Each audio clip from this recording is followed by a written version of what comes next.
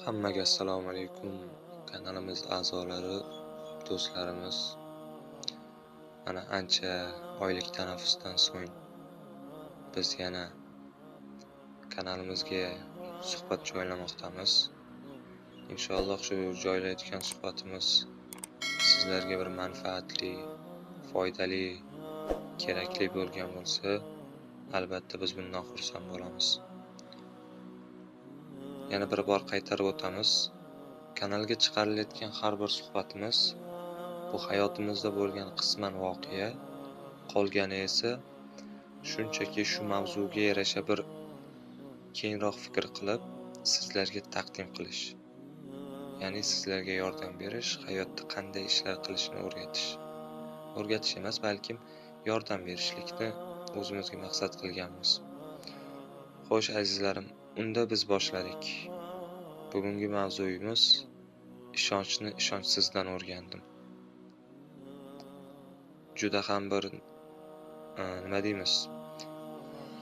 Keng mavzulardan biri, chuqur mavzulardan biri. Albatta hayotimizda har doim o'zimizga ishonch yo'q bo'lgan paytda bir ishonchsizdan o'rganganmizda biz o'zi. Hamda bu biz uchun juda katta bir saboq bo'lgan bo'lsa deb gapirgan bo'lsam, yolg'on gapirmagan bo'laman. Keling, unda boshladik. Ishonchni ishonchsizdan o'rgandim. Hayotda hamma narsa tajriba orqali o'rganiladi. Ba'zida eng katta saboqni biz eng kutilmagan odamlarimizdan olamiz. Xuddi sizlar kabi ham men ishonch nima ekanini aynan bir ishonchsiz orqali o'rgandim. Ishonchsizdan o'rgandim.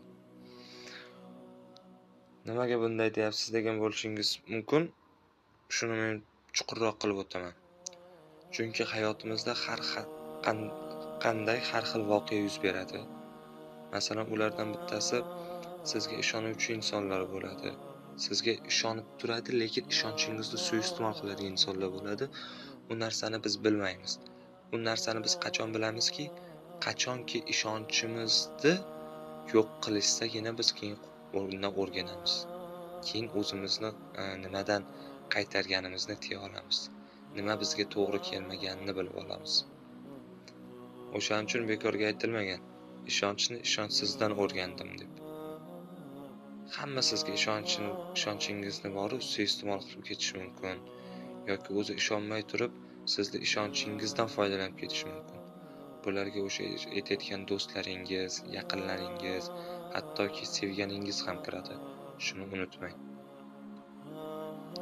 Xo'sh, keling shu narsaga yana ozgina keyinroq fikr qilaman. Xo'p. Dastlab hamma odamlarga ishonamiz. Hech qanday shak shubhasi yo'q. Ularning yuzida kulgu bo'ladi, so'zida shirinlik bo'lsa yetarli deb o'ylaymiz. Lekin hech nimani bilmaymizki, vaqt o'tgan sari ularning ko'pchiligi yuziga nima deydi, niqob, maska taqib yurganini keyinchalik anglab yetamiz. Ko'ryapsizmi? Hamma narsaning orasiga vaqt hamda sabr tiqiladi baribir. Chunki ular bizni juda ko'p komillikka yetaklaydi. Ularni ko'rganingiz bilan lekin ishonib bo'lmasligini ana o'shandagina tushunasiz. Chunki ular asosiy maskasini, ya'ni niqobini yechgan kuni siz ularning asl yuzini ko'rasiz. Asl ishonchi bormi yo'qligini, sizni ishonchingizni yuribdimi yo'qmi, o'sha narsani bilasiz. O'shaning uchun aytiladi. Xo'p, menda ham bo'lgan. Birinchi marta menga yaqin bo'lgan bir odam, yaqinim ishonchimni suiiste'mol qilgandi. O'shanda ishonasizmi, odam baribir o'zini juda yomon his qiladi. Nima deydi, shuncha yillik ishonganingiz bo'lib turib, lekin uni sizga ishonmasdan turib, faqat yuzini niqob bilan "Ha, senga ishonaman, sen zo'rsan" deb turib, lekin boshqalarga sizni yomonlab turishlik bu qo'pol qilib aytganda ishonchingizni shunchaki prosta takka ishlatib yo'q qilishlikdan dalolat beradi. O'shandagina sizning har bir fikringiz nima deydi, boshingizda o'tayotgan, miyangizda berilayotgan har bir savol javobsiz qolmaydi. To'g'ri, o'sha paytda odamda yuragi siqiladi, eziladi, o'zida xuddi bir boshi berk ko'chaga kirib qolgandek tuyuladi. Yana o'zingizga savollar ham berasiz.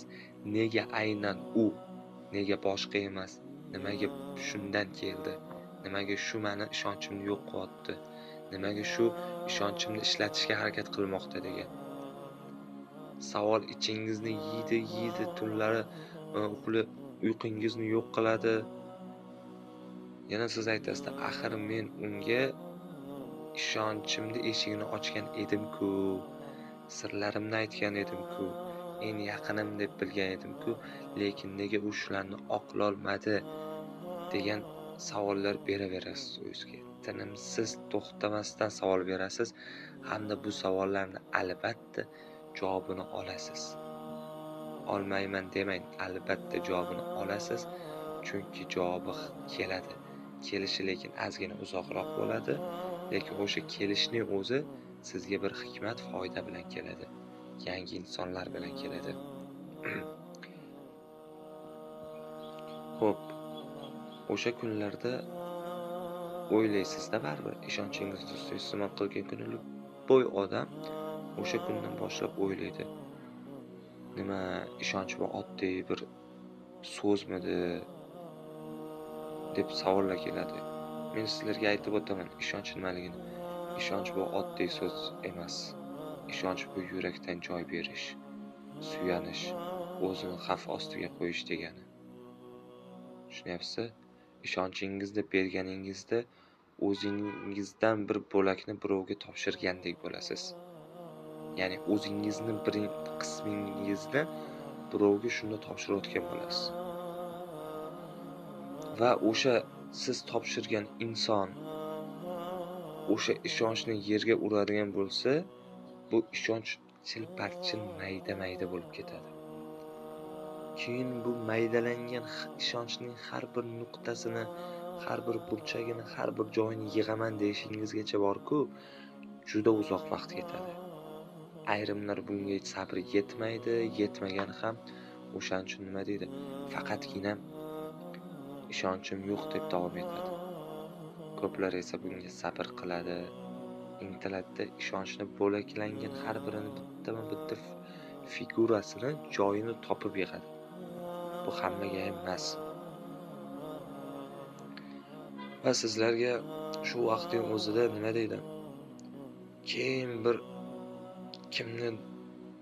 Kim do'stligini, kim dushmanligini qisqa qilib aytganda haqiqatni namoyon qilib aks ettiradigan narsa bu ishonch hisoblanadi. Nimaga deyishingiz mumkin? Mana shu yerga bir ajoyib nima deydi? Ibora keladi. Har doim ham yaqin odamlar senga yaqin bo'lmaydi. Har doim ham do'st deb o'ylagan inson senga do'st bo'lmaydi. Ko'ryapsiz? Chunki meni o'zimning boshimdan o'tganini sizlarga aytib beraman. Chunki men do'stdan ham yeganman, ya'ni pand yeyishgan. Yaqin oylarda ham bo'ldi bu hodisa. Eng yaqinim deganim orqamdan gapirib, orqamdan nima deydi? Endi u yog'ini tushunaverasizlar nima deyilganlarini. Lekin men bunga ishongan edim. Bu ishonchni nima deydi? Prosta takka yo'q qilib yubordi. Shunchaki yo'q qilib yubordi. Mayli, bunga hech qanday adovatim bo'lmadi. Shunchaki Alloh o'zingga tavakkul qildim, o'zingga ishondim, o'zing ham yo'l yo'rg'ing ko'rsatsan deb o'ziga tavakkal qilib chiqib ketdim. Shu ishni qilishni o'rganinglar. Albatta o'rganinglar, bu juda foydali bo'ladi. Xo'p. Biz ishonchsizlikni boshdan kechirib, o'tganimizdan keyin kimga ishonish mumkinligini tushunishni o'rganamiz. Asl mohiyatni o'rganamiz, mazmunni o'rganamiz, mantiqni o'rganamiz. O'shandagina bizning sekingina ishonchimiz kimlarga munosib, kimlarga nomunosibligini anglab yetamiz. Endi siz har bir ishonadigan odamga darrov yuragingizni, ishonchingizni ochmaysizda, har bir so'ziga ishonmaysiz. Harakatiga qaraysiz va eng muhimi endi o'zingizga ishonasiz. O'zingizga ishonganingizdan so'ng uni ko'rasiz, qani o'zingiz qanchalik uni sizni ishonchingizni oqlay oladi, qanchalar ko'tara oladimi, yo'qmi, uni siz tafakkur bilan uni analiz qilib chiqasiz. Shundagina, undan keyingina siz o'z ishonchingizni unga berasiz. Lekin hammasini ham emas, qisman bir joyini ishonib topshirasiz. Agar o'sha ishongan joyini u oqlab, ko'tarib sizni oldingizga olib kela olsa, bo'ldi. Demak, unga ishonsa bo'ladi. Tushunyapsizmi? Har bir narsani ishonchingiz suiiste'mol bo'lgandan keyin boshqacha dunyoqarash, boshqacha fikr bilan anglab yetasiz. Har bir fikrlaringizda aniq jumlalarni namoyon qilasiz. Xo'p, o'zingizga ishoningda boshqalarning fikri bilan yashashni to'xtating. Chunki men shu ishni qilmoqdaman. Men uchun ota-onamning fikri, o'zimning fikrim, akamning fikri hamda bo'ldi. Boshqalarning qanday fikri bo'lishidan qat'iy nazar, men boshqalarning fikridan yashashni to'xtatdim. Agar biz boshqalarning fikri bilan yashashni bilan o'rganadigan bo'lsak, qo'pol qilib aytganimizda yashamaganimiz ma'qul, o'zimizni yo'q qilib qo'yganimiz ma'qul. Chunki biz bir marta keldikmi, o'zimizning fikrimiz bo'ladi, o'zimizning ishonchli fikrimiz bo'ladi. O'sha ishonchli fikrni namoyon qilib, aks ettirib oxirigacha olib keta olsakkina biz bir maqsadning ozgina nuqtasiga erisha olgan bo'lamiz. Oxir o'zingizni o'rgatasiz, o'sha qalbingizni ham, ko'nglingizni ham o'rgatasiz. Hech kimdan hech qachon bir ishonchli yaxshilik kutmaysiz. Lekin o'zingiz shu ishni qilishga har doim harakat qilasiz. Chunki ishonchning asl kuchi nimada deyishni boshlasangiz, bu sizning o'zingizdadir. O'zingiz eng ishonchli, kuchli insonsiz. Sizdan kuchli inson yo'q. Buni faqat anglab yetishimiz zarur. Ishonchsiz odamlar bizga nimani o'rgatadi? Keling. Ishonchsiz odamlar bizga shuni o'rgatadiki, ishonch oddiy narsa, buyum emas, oddiy sovg'a emas, balki mehnat, harakat, sabr, ishtiyoq, intizom bilan g'alaba qozoniladigan narsaligini isbotlab beriladi. Xohlagan insonimizga yetishingiz mumkin. Qo'rqmasdan aytavering. Ishonchni yo'qotish oson, qayta tiklash esa juda qiyin. Ochiqcha gap, xohlagan odamingiz borki, ishonchingizni bir soniyada yo'q qilib yuborish mumkin. Yoki siz boshqa insonni bir yaxshigina ishonchini yo'q qilib yuborishingiz mumkin. Lekin uni qayta tiklashingiz juda qiyin bo'ladi. Juda qiyin. Tiklash uchun menimcha yillar, oylar, kunlar, haftalar, soniyalar, daqiqalar ketadi. Lekin tiklash juda qiyin bo'ladi. Va uchinchisi, eng muhimi, o'zingga ishonmasang, hech kimga to'liq ishona olmaysan. Avvalambor ishonch o'zingizda bo'lishi kerak. O'zingizda asosiy ishonchni topishingiz kerak. O'zingizni figurangizni topishingiz kerak. O'zingizga topgan har bir figura bu ajoyib mustaqillik, mehnatning yo'lining asosiy boshlanish nuqtasini topish kerakligiga ishonasiz va birovga ham ishonishga harakat qilasiz. Keling yana olimlarimizning fikrlaridan bo'lishib o'tamiz. Xo'sh, birinchi bo'lib Imom G'azzoliyning bir ajoyib fikrlari bor ekan. O'shalarni sizlarga aytgim keldi. Ishonch qalb bog'idir. U uzilsa, sevgi ham, hurmat ham so'nadi. Bu fikr ishonchning asosiy hayotiy tamoyili ekanini ko'rsatib berishlik uchun yaqqol dalil deb ko'rsatsak ham bo'ladi. Asosiy fikrligini bildirib qo'ymoqda. Keling yana bir Ibn Sino. Haqiqatni so'zlamagan til dardli qalbning belgisi.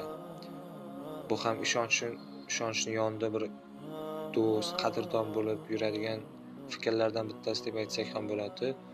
Bu yerda ishonchsizlikning ildizi yolg'on va riyoda ekanini ta'kidlab o'tilmoqda. Uchinchisi esa Hazrati Ali roziyallohu anhuning fikrlari ham bor ekan. Bularni ham sizga aytib o'taman. Ishonchli bo'lgan kishi sadoqatda to'liq bo'ladi. Shu bilan birga ishonchsizlikda esa tajriba va hushyorlik vujudga keladi. Bunda nima denmoqda? Ishonchli bo'lgan kishi sadoqatda to'liq bo'ladi. Ya'ni sadoqatingizda bo'ladi. Siz bilan birga bo'ladi. Ishonchsizlik yo'qda nima bo'ladi? Oxiri tajriba bilan hushyorlikdan boshqa narsaga yetib kelmaydi-da. Agar sizning hayotingizda shu ishonchdan shunday ishlar o'tib o'tgan bo'lsa, hech qachon noliman. Bir kun orqaga qaraysizda rahmat aytasiz. O'shanda ular tufayli siz bugungi o'zingizni topganingizga, endi kimga qancha ishonish kerakligini bilganingizda, endi qaysi so'z rost, qaysi biri gapi shunchaki yolg'on ekanligini anglab yetasiz. Chunki menda bo'ldi. Men ana endi farqlay olaman. Kimning gapi yolg'on, kimning gapi rost, kim ishonmoqda, kim ishongani yo'qligini men endi ajrata olaman. Agar orangizda siz ham shu yo'ldan o'tgan bo'lsangiz, hozir kimdandir xafa bo'lib yuribsiz, balkim yo'qdir. Balki yuragingizda ishonchni yo'qotgandirsiz. Lekin esingizda tuting, hech qachon noumid bo'lmang. Bu so'zni faqat kuchaytiradi. Bu sizni faqat kuchaytiradi. Har bir xiyonat, ishonchsizlik sizni yanada aqlli qiladi. Har bir yolg'on ko'zingizni ochadi. Ishoning, bu ikkisi juda ham sizga foydasi ajoyib tegishiga men 100% ishonchim komil bo'ladi. Shunday ekan, ishonchsizlikdan qo'rqmang.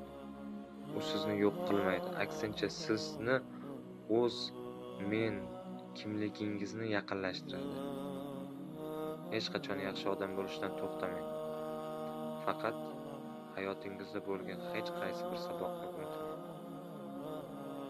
Siz ham o'ylab ko'ring. Kim sizga ishonadi?